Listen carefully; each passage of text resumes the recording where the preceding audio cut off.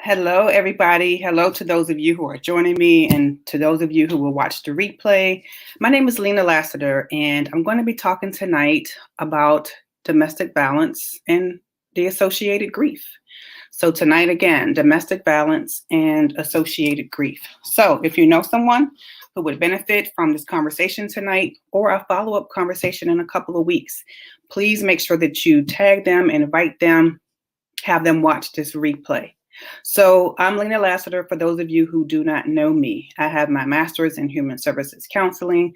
I'm an advanced grief recovery method specialist, director in corporate America, author and founder and president of Forever Healed.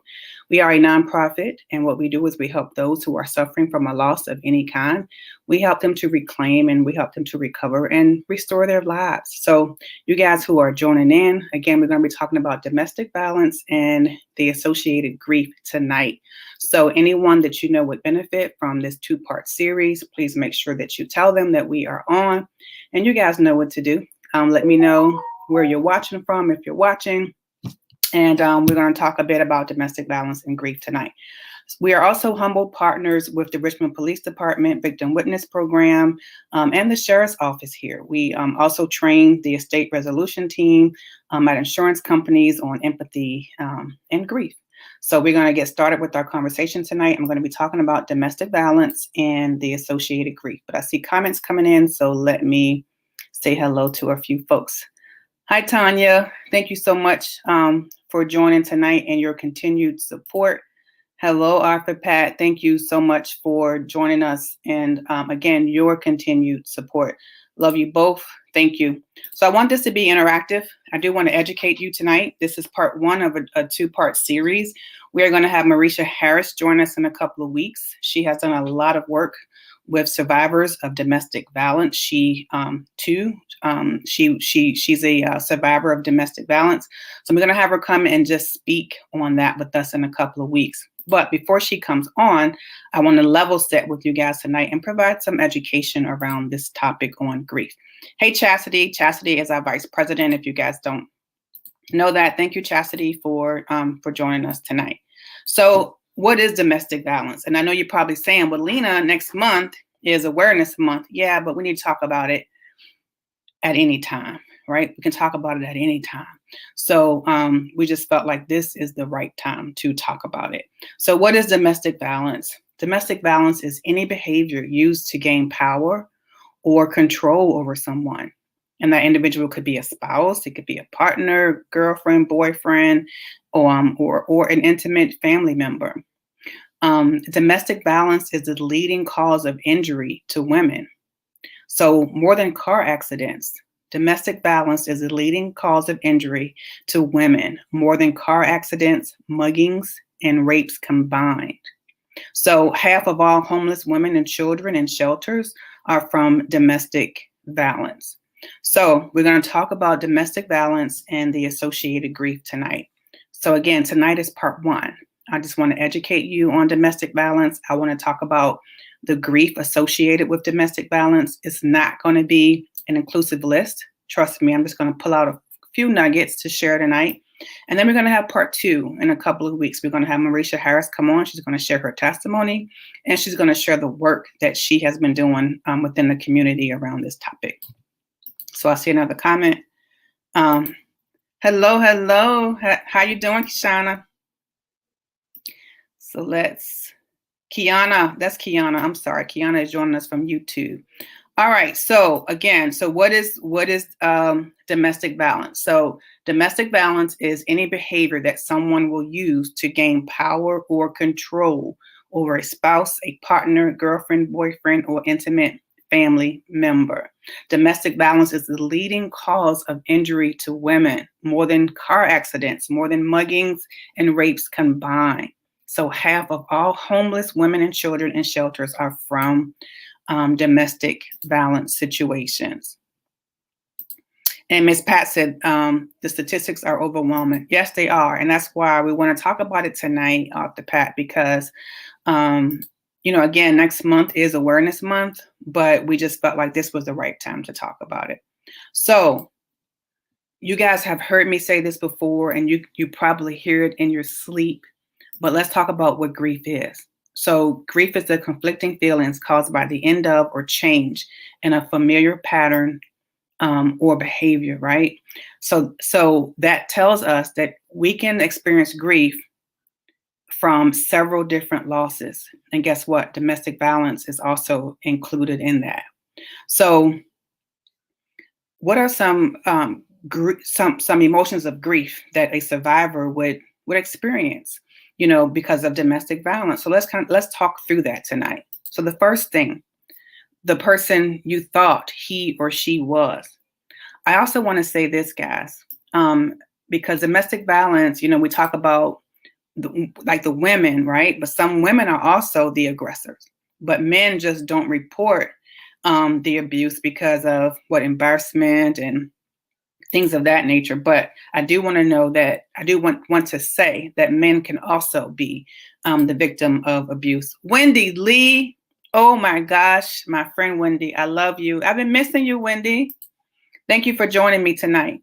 So what they will grieve, one thing that the survivor will grieve is who they thought that person was, right? So in the beginning of a relationship, the survivor may have been wooed, right? So the abuser may have found ways to show affection, to show favor, to show love towards the survivor. There were probably red flags, and we'll talk about that during our second session, or warning signs during this period of wooing that was probably overlooked or disregarded. And again, we'll discuss that further during our second session, right? But some of my clients have described to me as they were being wooed, by this individual. And after the abuse started, they felt like, wow, I feel like this is an imposter. Or they felt like they sent someone who represented someone else, right? When they were wooing them in the beginning of that relationship, and then it turned volatile. So you can grieve the person that you thought that individual was, right? The second thing that can be grieved is that the survivor will grieve the life that he or she thought that they would have.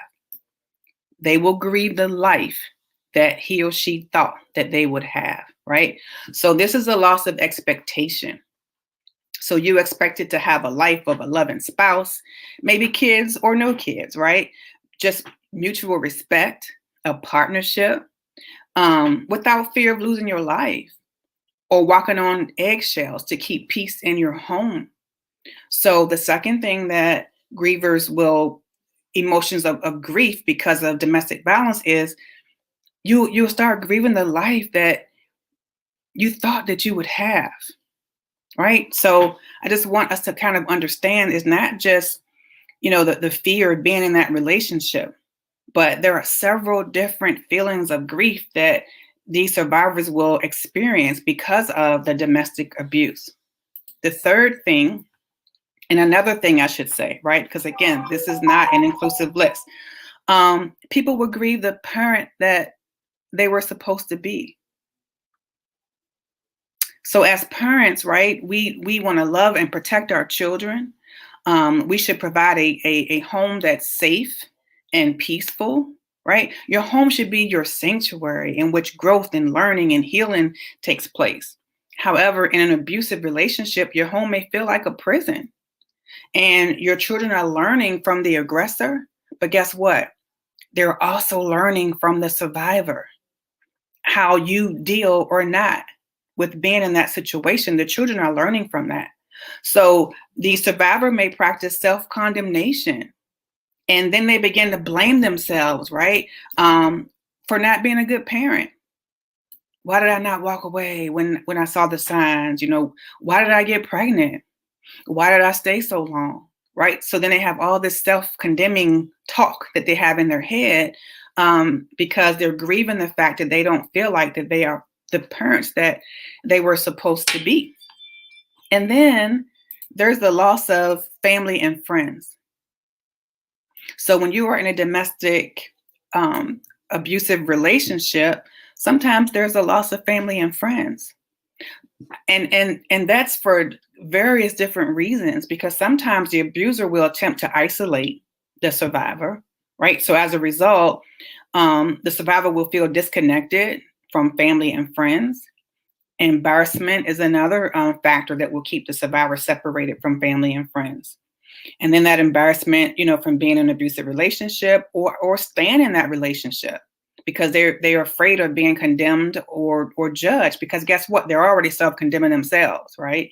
And then some family members will pull away because they don't understand how the victim can miss the abuser, or why do they keep going back?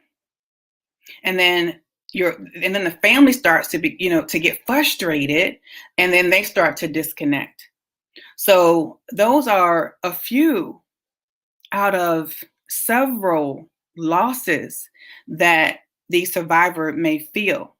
So for those of you who are joining, we're talking about domestic violence grief, what the survivor may feel, the emotions of grief that they may feel. I just wanted to educate you tonight on some of those emotions of grief. And then I'm going to talk through what you can do, or if you know someone, to kind of start the healing process. Okay. So again, let's just kind of recap. So the person, they will grieve the person that they thought that the abuser was. So in the beginning of the relationship, everything seemed great. There probably were some signs that we're going to talk about in a couple of weeks that were either dismissed, or disregarded, right, or overlooked. They will also grieve the life that he or she thought that they would have. That he or she thought that they would have, right? So I'm getting married, I'm going to have my house and my children and my white picket fence, and it's going to be loving, and I'm going to have a partner who loves me, unconditionally. We're not thinking about a divorce, right? And then that's not how it turns out. So now you're grieving the expectation of what you thought marriage would be, or that relationship would be. Because again, it doesn't have to be that you're married to be in an abusive relationship. And then we will grieve the parent or parents that we thought we were supposed to be, because we have our children now in a toxic environment that's not healthy. And as a parent, right, we're supposed to protect and nurture and show love, right? So you have some individuals who will self-condemn, and they will grieve the parent that they feel that they were supposed to be. And then they will grieve the loss of family and friends. So again, family and friends will disconnect for different reasons. Sometimes it's because the one who's been abused has been isolated from the family and friends, because the aggressor doesn't want anyone to know what's happening in the home. Sometimes there's disconnect because there's embarrassment. Sometimes there's disconnect because the family members, can't understand why the survivor is still there or goes back. And then they disconnect because they're frustrated. So those are some of the losses that our survivors can go through. So now let's talk real quickly through steps for healing. How do we heal? So if you or someone you know are in a domestic abusive relationship or have been, here are some steps to help with healing. The first thing is safety. That's number one. Safety means that the victim is physically away, the survivor is physically away from their attacker, and that they can sleep without fear. This can take months. This also can take up to a year or so, because you have to totally be disconnected, from the abuser, and you're not having nightmares and rethinking that the trauma that happened. So safety is number one. I see a comment, so let me go over here. Hi, Marisha. Good evening. Thank you for joining us. I look forward to having you back with me in 2 weeks so we can go a little bit deeper in this conversation. So, Marisha is the one I was telling you guys about earlier. She's going to join me in 2 weeks and she's going to share her testimony and she's going to give more tools on signs and what we should be looking for and just plans on, getting out. So, we're going to go a little deeper into those statistics in a couple of weeks. I'm in an abusive relationship with my employer. They keep expecting me to exchange for money. You know what, Wendy? Wendy is a comedian. I love her. I miss Wendy.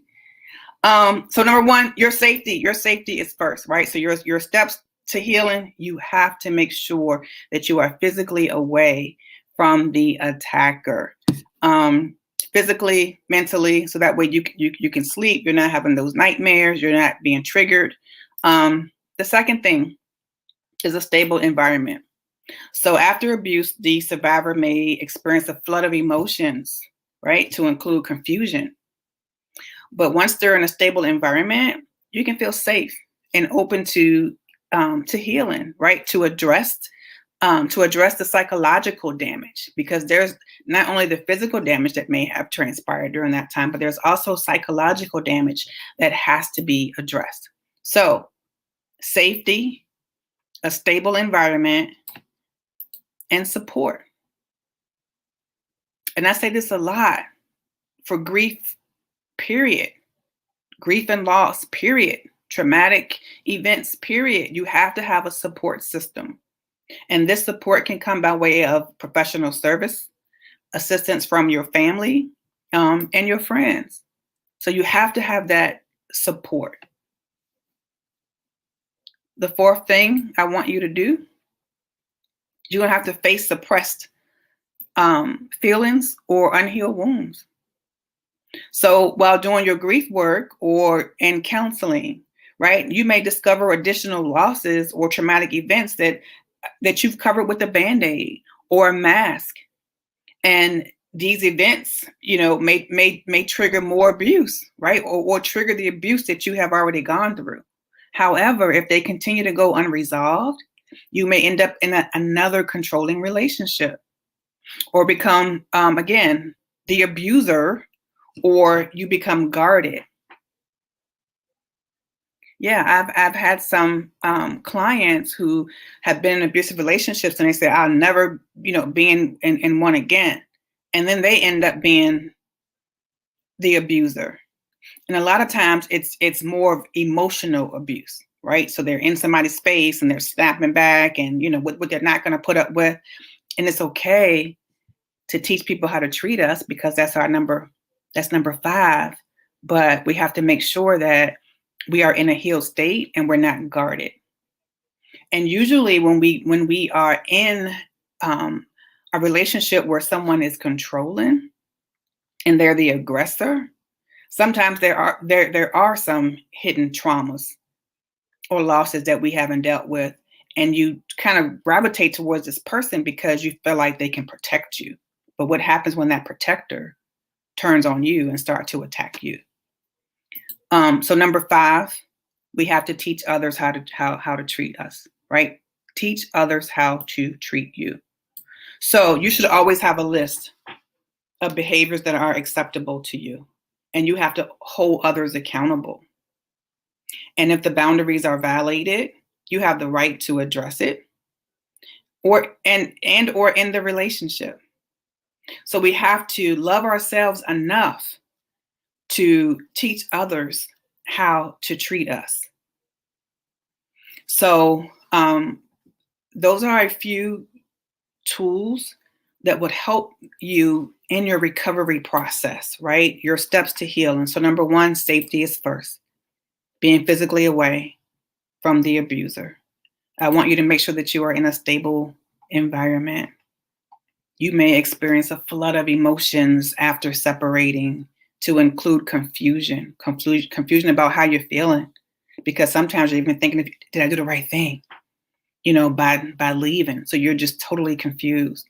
And this is where the support is going to come in, to go talk to somebody who specializes in domestic abuse, find us, some support through your family, through your friends. Talk about it, what you have gone through, and then face suppressed or unhealed wounds. Because as you go through your healing journey, those things are going to come up and it may trigger you and may trigger your trauma. So you want to stitch those wounds for good. You want them to heal. And then you can look at those scars as strength instead of weaknesses. And then we want to teach others how to treat us. Yeah, have a list of non-negotiables is what people say. But I say have a list of acceptable behaviors that you want to hold yourself and others accountable to. And if those boundaries are violated, you have the right to address it and you have the right to end the relationship. It's okay. So thank you guys for joining me tonight.